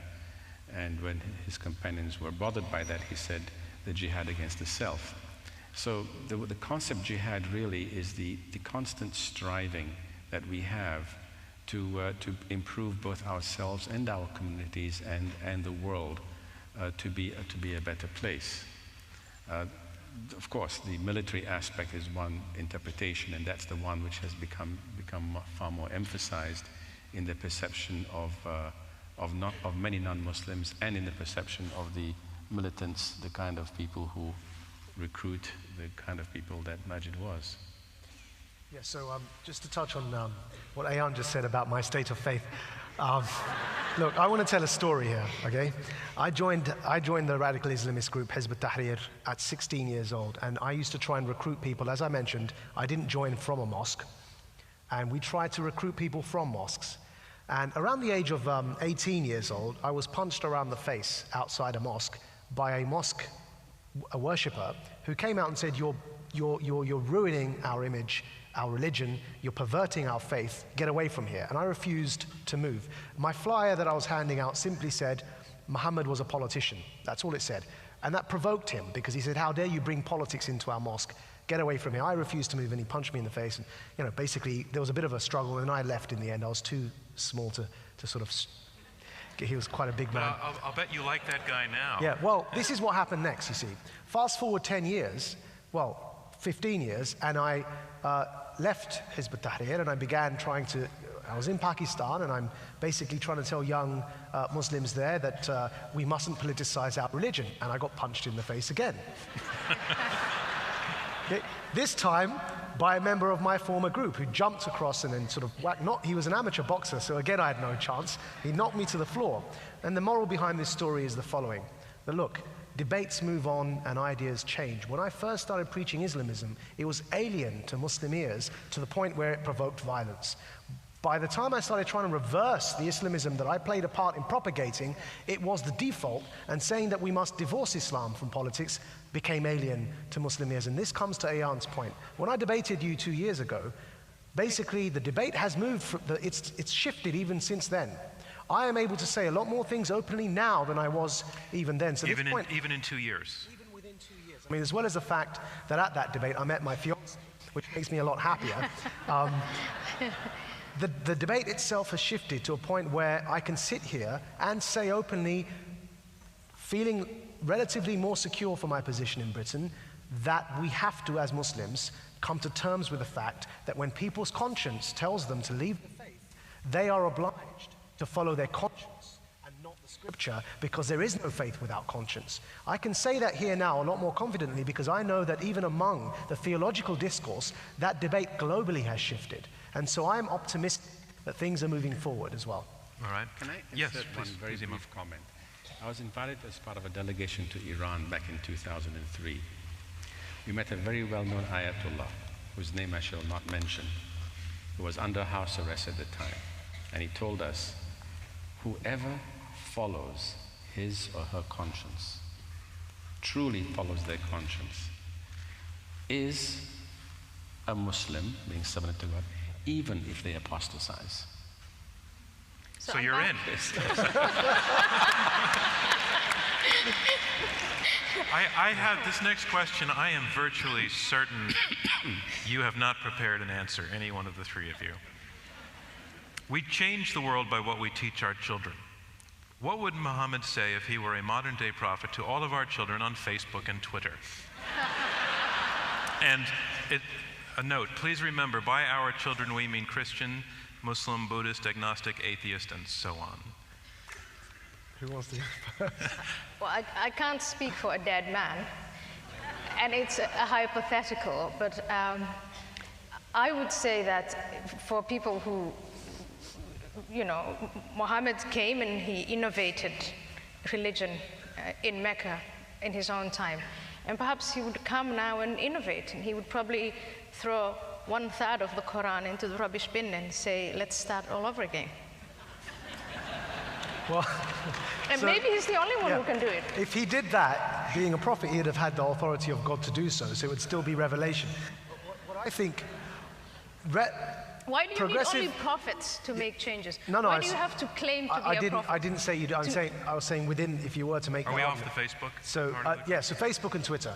Yeah. Look, the Prophet Muhammad during his time, as Ayaan conceded as well, was relatively progressive for the desert age that he came from, right? So I think that in that spirit, if he was around today, he'd probably tell all the Muslims that he sees to get out the Stone Age, get out the medieval era, and get with the times. Dave and Jane Kearney ask, what can America do to help? I have a request.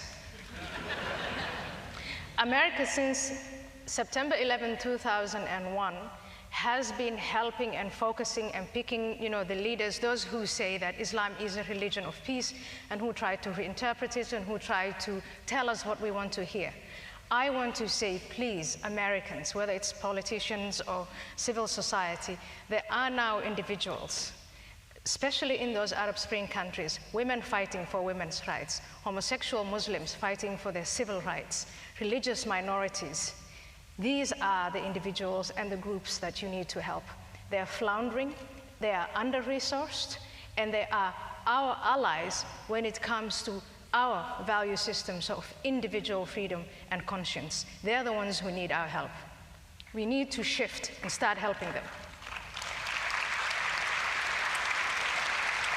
Imam, same question. Same question. What can America do to help? Well, as I mentioned earlier, the real battlefront is not between America and Islam or Muslims and other faith traditions, but really is to get what I call coalitions of moderates, teams to focus on the specific issues which have created this sense of division, and to strengthen the moderate voices and address the causes, the underlying causes of the problems that we see today. And to work together, and it requires working together on several fronts. The political front, and address certain political issues, address issues of governance, address issues of human rights and various civil rights, including those that Ayaan had mentioned.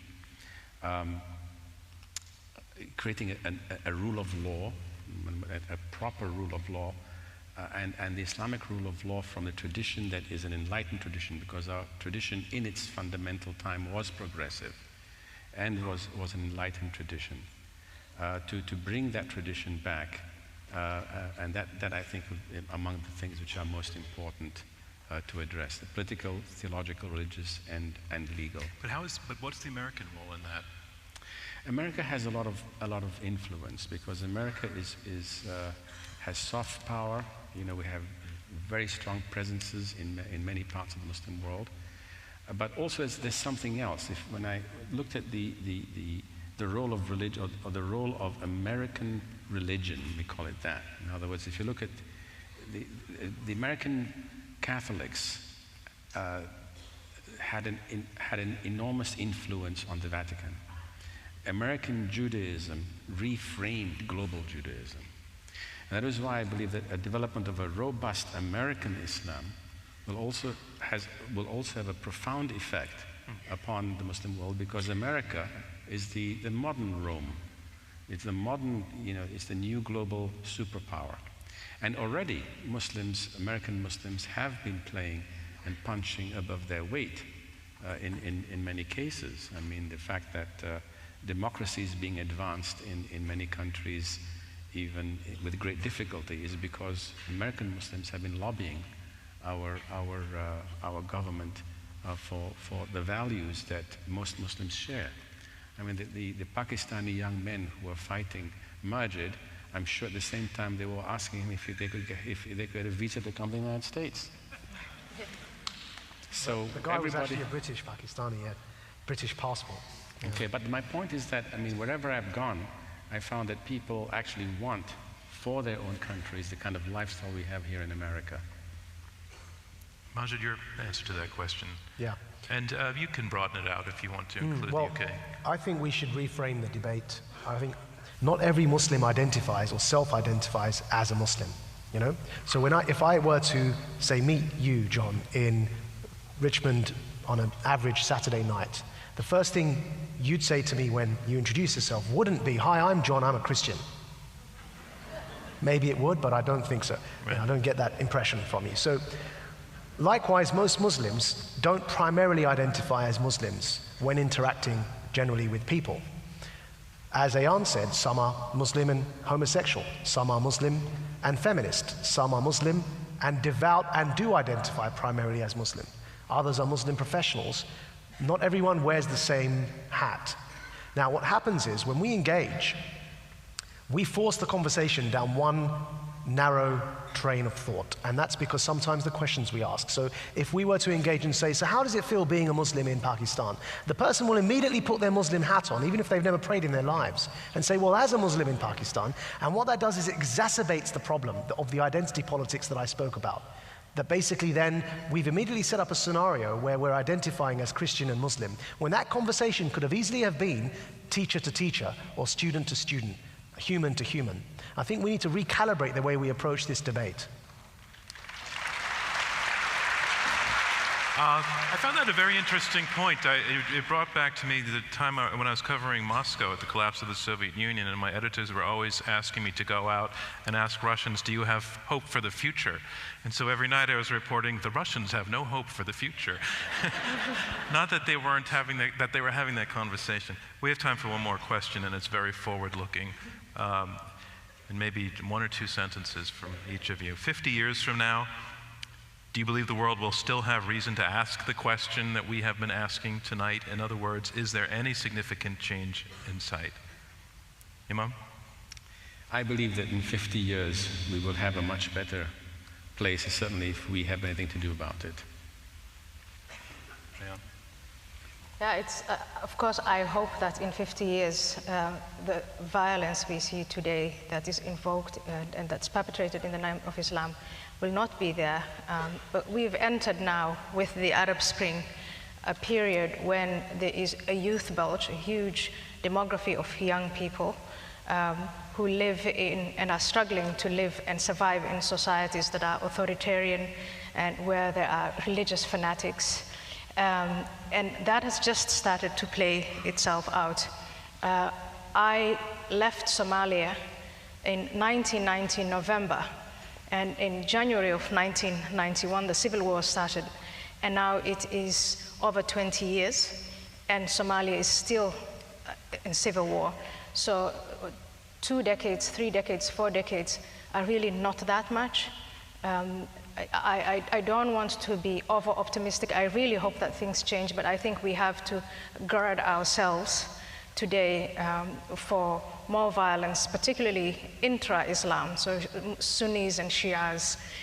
Iran is developing a bomb. Saudi Arabia is competing and supporting Pakistan to get that bomb. Egypt may want one. Turkey may want one. These are terrible, terrible scenarios to consider, and it's not something that's going to be resolved very, very quickly. I hope it is, but okay. I'm a little cautious Maajid, on that. last word. Well, it's very easy for us to be pessimistic. Let's not forget one thing, though. Take ourselves back just over 60 years ago in the past, and Europe was locked in World War II, in the most terrible conflict that the history of man knows. And now Europe has an economic union. Okay, fine, it's not doing too well at the moment. It's doing well. But we're not fighting each other anymore. So the Middle East, though it looks like it's a mess, it's not World War II. I think 50 years in the future, we may end up with a scenario where people have decided to reconcile on a lot of these issues. What I'd love to see is everyone having coffee-colored children, all the men speaking Italian, and all the women speaking French. All right, well, 50 years from now, it's a Saturday night, and we'll see you all there. Thank you, and good night, everyone. Thank you.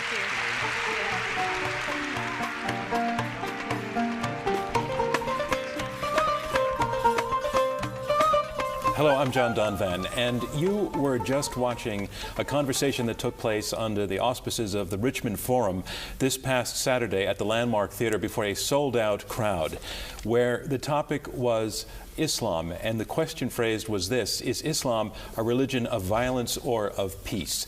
And the purpose of this conversation that's about to unfold now is to bring this conversation back to Richmond, to this community. And I want to introduce three citizens, denizens of Richmond, who will be taking part in this conversation. From nearest me, Imam Amar Amanet, who leads the Islamic Center of Virginia, the Reverend Bill Sachs of the St. Stephen's Episcopal Church and also the Center for Interfaith Reconciliation, and Rabbi Ben Romer of the congregation Or Ami. And I'm just going to share very quickly that the three of you are longtime friends, obviously connected by the previous conversation just as we were beginning, that food unites all of you. A lot of other things unite all of you. And what is it that brings the three of you together, and when did you connect with one another? Reverend? For, I don't know, 5 or 6 years maybe, we have periodically been having lunch, and we have other colleagues in all of our faiths who floating out of the group. We've done other things. We've done some joint Habitat for Humanity projects. We've gone to Monticello, Thomas Jefferson's home, to talk about the meaning of religious freedom in America. We have found, by God's grace, we have found an incredible ability to talk to one another about anything. About even hard conversations? Sorry? Even the hard conversations? Even the hard conversations. Well, let me talk about it all. Let me get then to what may be a hard conversation, and that is the notion that what we saw was a conversation where we were actually weighing the peaceableness of one religious faith. It was this question: is Islam a religion of violence or of peace? Which to a Muslim in itself, let's face it, would represent something of an affront to have that on a poster.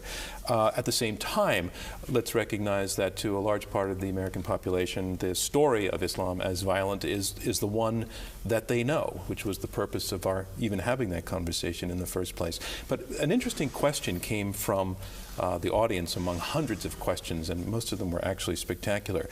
But a man named Brellan Hillman, I believe a man, wrote, "Are there any viable methods to reframe the discourse? And if so, what are they? And if not, how can they be developed?" So, Imam, let me ask you this. Was the question that was put before the audience at the forum the right question to be asking? Well, no. And you have to realize that the Richmond Forum is part of Richmond, and it affects thousands of people in Richmond, and there are upwards of 10,000 Muslims who are our neighbors here in this city and in the region. And people may not know who their neighbors are, and when you frame something in a general way, it sounds like you're talking about this scary force that is from far away. Not that you're talking about your neighbors who live and work and go to school with you. And so how we frame things like that affects our community and every member in our community. We could have turned that and made it about another religion, but I'm pretty sure that if it were about Judaism, that perhaps the Jewish community would have been consulted about that, and if we brought extremist viewpoints about any Christian or any followers of any religion, that we would consult with the local community that's going to be affected directly by that. Well, Rabbi, you were at the conversation. You were in the audience. What did you take away from it that actually would address the Imam's point to the broader community having a different understanding of who their neighbors are? Well, of course, everybody was outside of the community who was there, but I think the interchange was helpful in letting people who might not have any background understand some of the diversity and the difficulty of the discussion. And so it was helpful by getting people in, but it's at times almost inflammatory by the framework that you use. And for me, the challenge is, how do you, again, frame the discussion?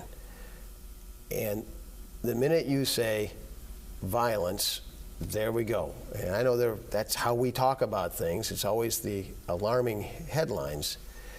But for us here, the successful part of what's going on is that we meet once a year, and we share food, and we share thoughts, and we meet each other, and in a trialogue, Jews, Christians, and Muslims talking together, we meet each other and talk with each other rather than at. And that's one of the challenges in a difficult situation like this, where you bring up topics, and then what do you do with it after you walk away?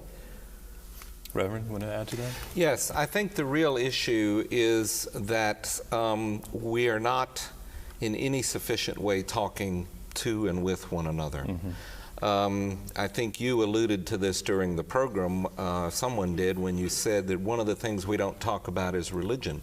The problem is we desperately need to talk about our faith, and when we do, I think more often than not we discover commonalities. We discover that we are neighbors. We discover that we care about the same city and the same region. We care about the schools and the healthcare and the transportation. We live here together. But it takes coming to the table, it takes creating occasions to get to know one another, and then the reward is extraordinary.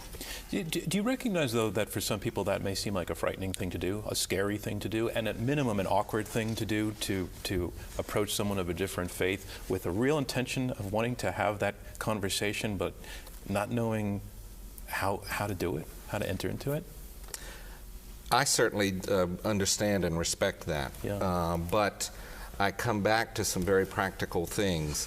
I think there are ways to convene that reduce the tension. The simplest way is around a meal. And we've done some of these in local congregations. And we've put people at tables with 6 or 7 or 8 people at a table, mixing up the different faiths. And people talk about their families. They talk about how they like to cook or like to go out to eat. It comes back to basics. And it keeps coming back to food, I notice. And it does come back. But you know why? It's the universal, it's a universe, it's oxygen. Absolutely, right. Yeah. Absolutely. I mean, for me, the challenge is we have to have religion and the broad base of what religion is. Islam, Judaism, Christianity, Buddhism, Hinduism, all the different groups talking. It's not the faith community's input. And the total faith community's input, then what you have are the loudest voices that we hear. Mm-hmm. So you hear the loudest voices, which tend to be the more strident voices from certain sides. And we talked about that last night, mm-hmm. about who do you hear the most and who threatens you the most are the ones that have the big sticks and the loudest voices. And what happens is we lose the dynamic of the total discussion about where people really are. So you only get an image of what you hear in the sound bites that show up, rather than where people really are, and the importance of religion and faith and spirituality in the very real world discussions of everything that we deal with. Imam, tell me about the Muslim community in Richmond. How big is it? How old is it? And who's there? And the Muslim community is it's been here for a long, long time, but it's been an invisible community. It's been really growing in the last 40 plus years, and is now more than 10,000 people here locally. And in Virginia is a very large concentration of Muslims, of course, more in northern Virginia. The Muslim community is extremely diverse. There are people who are refugees who are just arriving on our shores from every possible area in the world. There are people who've been here for generations. The sort of mainstays of our community are professional people, people who work in medical field, education, industry, and government, and people who are in the military. And we have, of course, in every Muslim community, plenty of service members as well. And so you can't really stereotype the community as one thing or another. It represents people of every ethnic background, mm-hmm. every income level, every education level.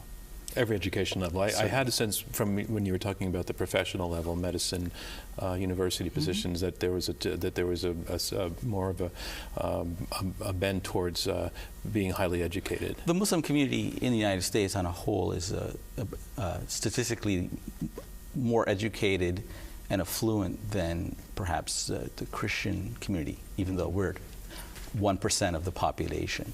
But it is actually very diverse. So we have people who have just migrated here who don't even speak English, mm-hmm. and we have people from poor backgrounds. Mm-hmm. But at the Richmond Forum, we didn't discuss this because everyone on the stage but myself was Muslim. But now we have a Muslim, a Jew, and a Christian. Sounds like the beginning of a joke. It's Walk a into joke, a bar. Yeah. But tell me about you have used the word commonalities among the faiths. So we all three faiths recognize Abraham. All three faiths worship one God. But those are the basics, and those are important basics. But beyond that, when you chat with one another, do you discover more differences or more similarities, or a rich treasury of both of those things?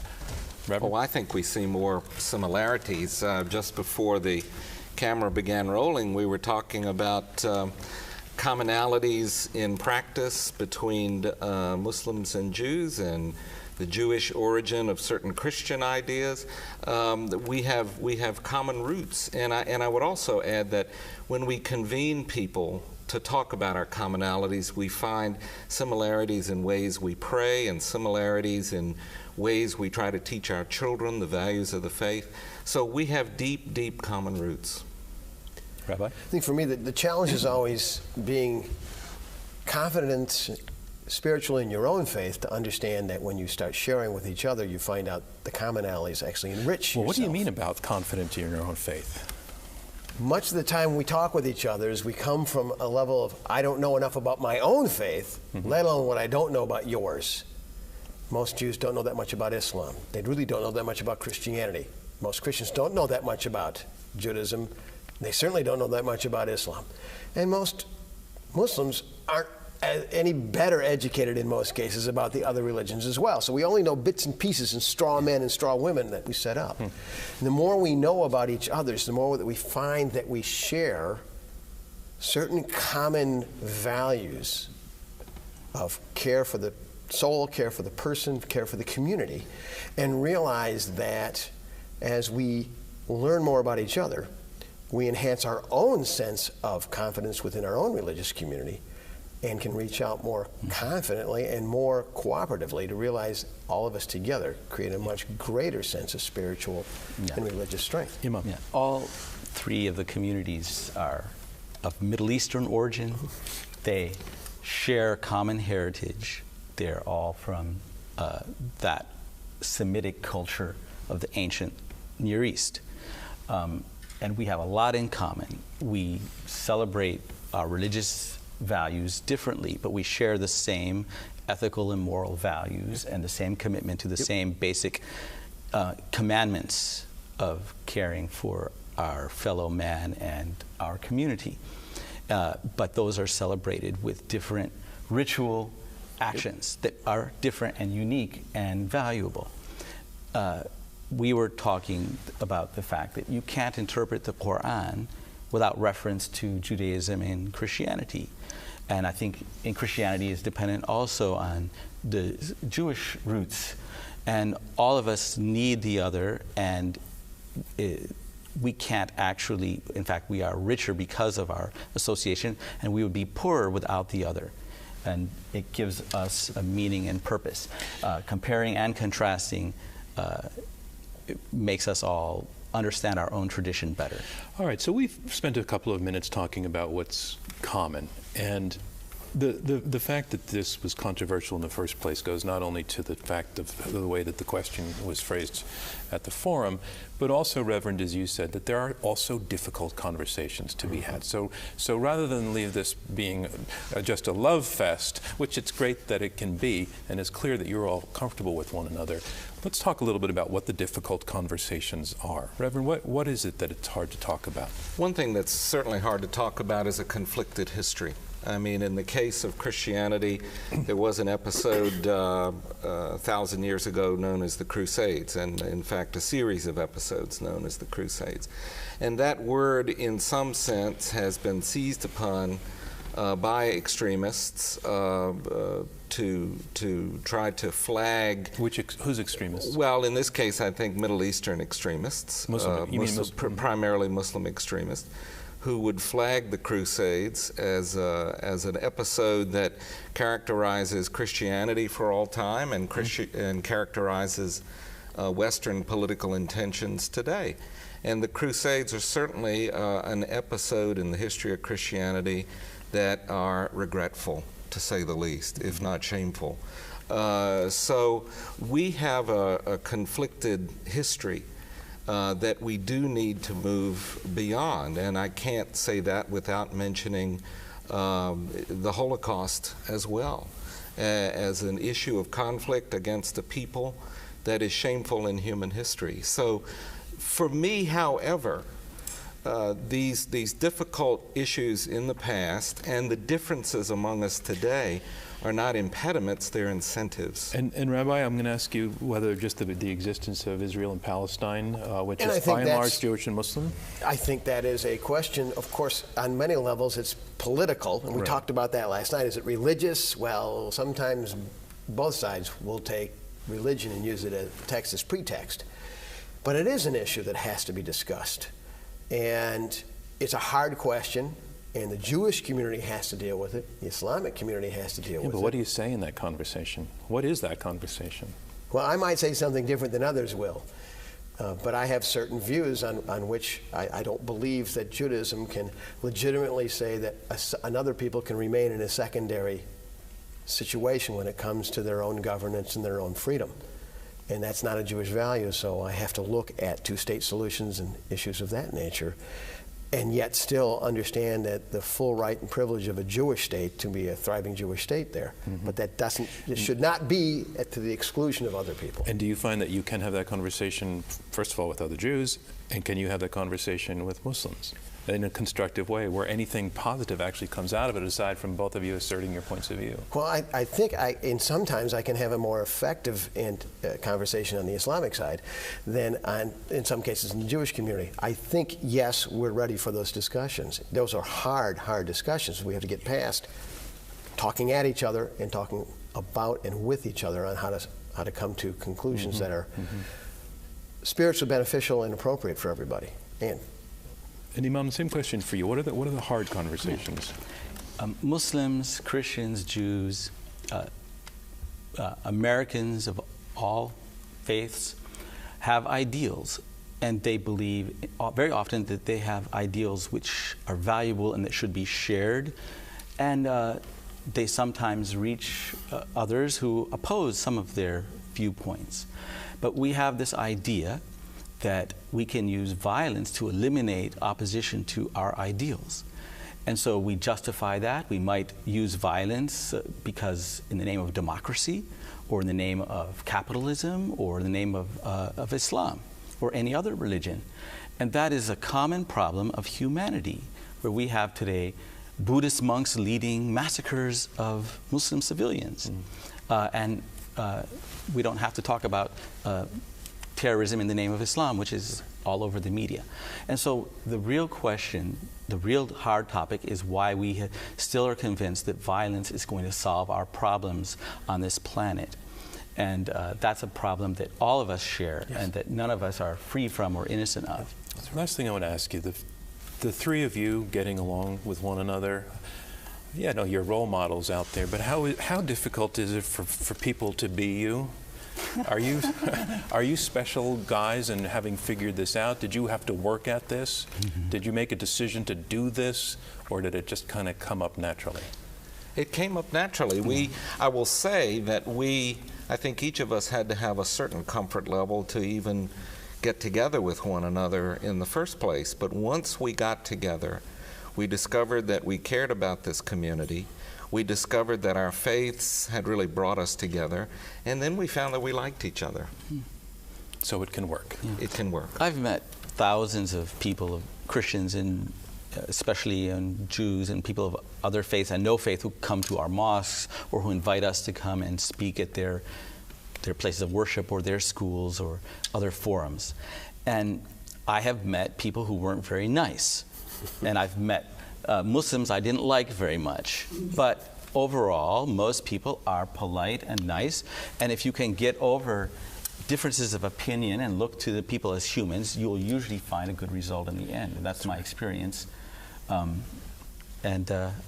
I keep my faith in humanity as a whole. So I want to thank the three of you for taking the time with us. And again, to the Richmond Forum, we want to thank the Richmond Forum for bringing last Saturday's conversation to you, and also this conversation. I'm John Donvan.